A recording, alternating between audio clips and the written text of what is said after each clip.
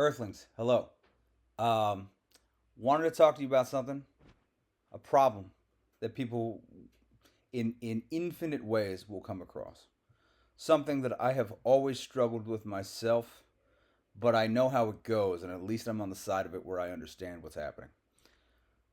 There are many decisions in life, right? One of the things you can do is do something about it. And another thing you can do is think about the problem until you understand it and then do something about it. I had a friend say to me the other day, I never know what I'm doing, I just go. I suspect there are a lot of people like that, right? That's not me. I have to think about everything, as this may indicate. I have to think about everything until I understand it, and then I determine what I'm going to do, right? So, what does that mean? It means people are in relationships and they get married and they have a kid, and then they wake up one day and they say, why do I have no joy in this? Why is this not good? Why am I in excruciating pain? Somehow, layers I don't even understand. Well, if you make, a casserole and you got the ingredients wrong, you can't expect it to come out good. When two people talk to each other, they should know what the ingredients are, and like the foundation of what they're of what they're experiencing together, what the chemistry is in any kind of relationship, whether it's a work relationship, romantic relationship, family, friends. What are the things that work and what are the things that don't? And do you think most people take the time to understand what those ingredients are and how much you have to put in to the recipe to make it taste right, to make it fit, to make it click? No. Hell no. Hell no. Are you kidding? Superficiality, dogma. There's so many things that are going to get in the way, right? So I advocate this. I say think and do. Do things and think about what you're doing while you're doing them. Try to have as much information as you can going into something, and then I'm making something. I just want to make sure. Yeah.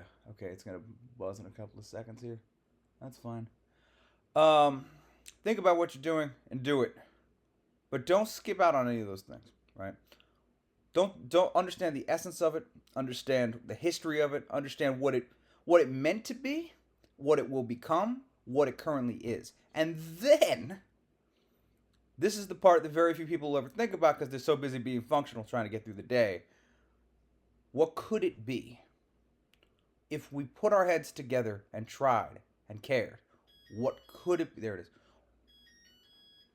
What could it be? This this is something where if you don't ask yourself the question, you have to hold yourself responsible for not understanding that, like politics, right?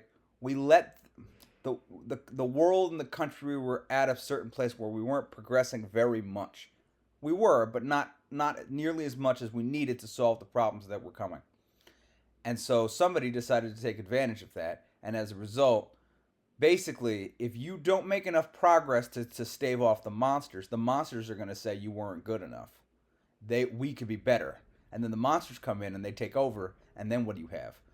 Worse. Much worse. You have to make enough progress with anything to make sure that the monsters can't run you out of town. Like, progress is the antidote to fear. Like, you show the results. That's what the Democratic Party needs to do, right? But I think pretty much anybody would be in agreement on that. Hold on one second. Coming from a specific place, where's it coming from? The Tao Te Ching. What does it say? If you're caught in the manifestations, you don't see the essence, and if you take a step back, you do.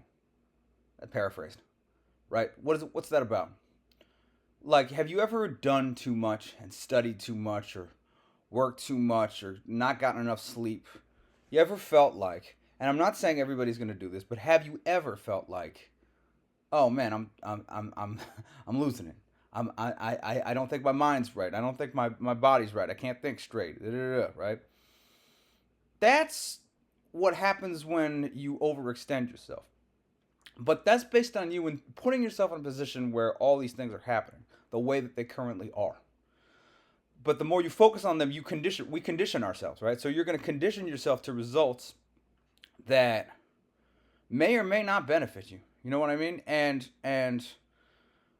then you exist in them, and that's what superficiality is. It is conditioning to the result to a greater extreme than what you've currently experienced. Um, there are people. The other end of the spectrum would be the people who don't condition themselves to the result. The people who stay steadfast, unwavering, right? They may not get very many results at all. Um, I think I'm closer to that end of the spectrum, frankly. But superficiality is about trusting the manifestations of what currently exists more than anything else, and not trusting yourself. And intrinsic grounding is about trusting yourself more than the manifestations and wanting what could be more than what is. So if you want more out of anything, you have to think about the possibilities more than the manifestations. You have to take a step back. That's what the Tao Te Ching recommends, right? So if you're unsatisfied with work, if you're unsatisfied with life, if you're unsatisfied with your social relationships, if you're unsatisfied with your romantic relationship, if you're unsatisfied with your purpose, your meaning, your sense of self, your anything, your definition, your emotional state, the way that the past keeps smacking you in the face, just keeps coming back to haunt you, right? These are not mysteries really. They've been solved already. That's what I want you to know. There are solutions to this, and they're not based in data.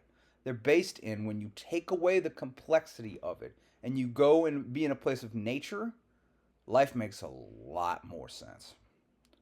A lot. You think animals had to do all this, and yet they're alive? We create problems. We create complexity. We have to deal with it. Who created AI? It wasn't the deer, right? And yet they're still kicking. It's about what do we need, or what do we think we need, or how smart are we that we have to figure these things out and make things harder for ourselves. Well, this is what I keep getting at. We survived all these millions of years up until now without AI. Why do we need it? I can't help crack myself up with that question. What do we need AI for? We've been around for, I don't think billions, but millions of years as a species. What do we need AI for? It's going to threaten to replace all of us. What do we need it for? We don't need it.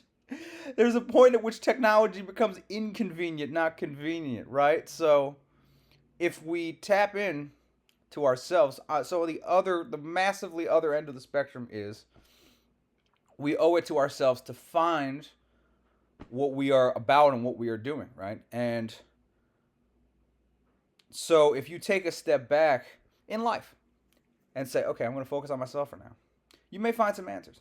You have to listen to your heart. You have to listen to your story. You have to listen to your past. Psychologists will say, listen to your inner child, right? I had a friend say, I don't know what the hell that means. And I'd be like, you know what? Sometimes it's hard to hear all the way back there and be like, all right, I trust that little kid, and that I haven't made the improvements since then. That I don't need to listen to where I'm currently at more than, right. It's like the thing about going back to a certain point, a certain point in your past, is you have to be able to relate to that person. And if you've made all this growth since then, you don't want to go back. You want to stay at the place where you're constantly improving, constantly finding the answers. You don't want to trust, but it's about the emotional security. The inner child ideally had that, is the most preserved version of you, where the happiness is intact, and the emotion, the connection to the emotional security is most pronounced, right? But that's not the case for everybody. Some people's inner childs were super tortured. There's well-adjusted people, and then there's not well-adjusted people, and you can be whatever you happen to be. That's all right. All right. It's all right. I say accept it. Just keep going forward. But life is not. If life is about progress for you, then you are a doer. If life is not about progress for you, then you are a thinker. Um, and some people need to go, and some people need to be. And it's okay either way. I have a dear, dear, dear, dear friend who goes a million miles a minute, has been for some time. I lost track of him. I think on some level there's some displacement because of social media, but he has killed it as an artist because he does not stop going. And I'm like, I can't remotely join you there. But now I have to mix it a little bit. I have to think and do. I have to plan and execute. But if you're caught, and I've been here, if you're stuck in a situation that you know doesn't work for you, what do? You t- I'll tell you. I'm going to give you the steps right now. Step one: take a step back and think about it, because you're doing too much. You're doing too much, right? Step one: take a step back and think about it. Step two: be connected to find solutions and try to be connected to them and feel like they're right for you. Not just what somebody said, what you think is going to be the answer. I'm just making sure I'm good on time here. Step three, I would say mull it over until you can't think of another answer, until it is totally right and feels totally perfect. Not perfect, but like it's the answer, like it is it, like it's there. Like that's there's a story I heard where essentially it's like fruit decomposing in the soil. If it goes back into the soil and enriches the soil, it comes back up and the fruit tastes even sweeter until you get the perfect version of it and you are ready to taste it and it tastes just right. So step 3, that's the same as an idea. So step 3, mull it over until you are totally convinced that it's the right move. And then step 4, change your life.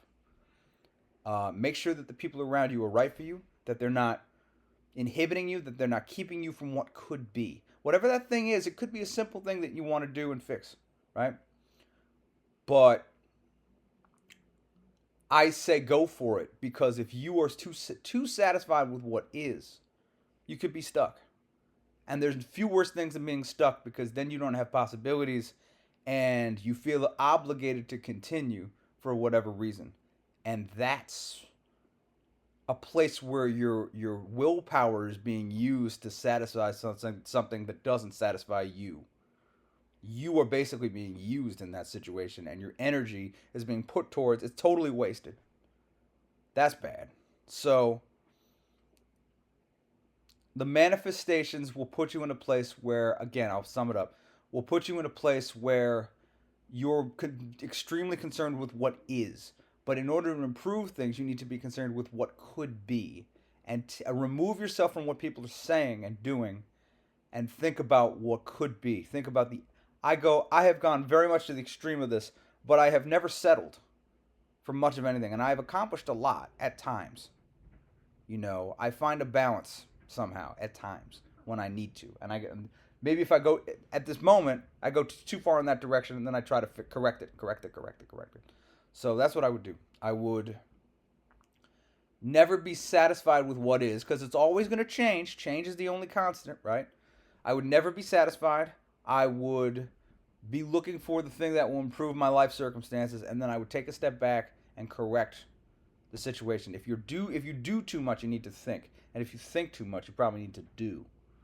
That is the balance that always seems to come up for me, and the Tao Te Ching seems to agree with that. So, but as a footnote, a PS, the best version of life is the one where we're in nature, right? The best version of God has already provided for us our harmony and our sacred place. He called it the Garden of Eden, right? And when we are in a garden, you feel that majesty, that beauty, right? And it's understanding that we already had the best version of this earth, and that everything we do to ourselves from this point on is just we got no one to blame but ourselves. Like God didn't make AI. We are doing that to ourselves. These people are trying to become gods.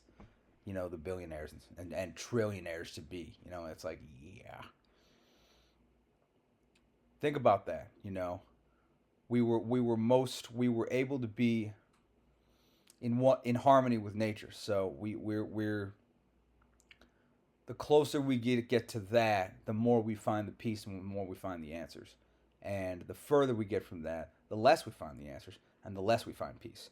And that's a fact. You can always be up against the wall trying to convince people that it's okay, or you can find some inner peace and you can find some reasons and you can do something a little more controlled. You can always find that balance.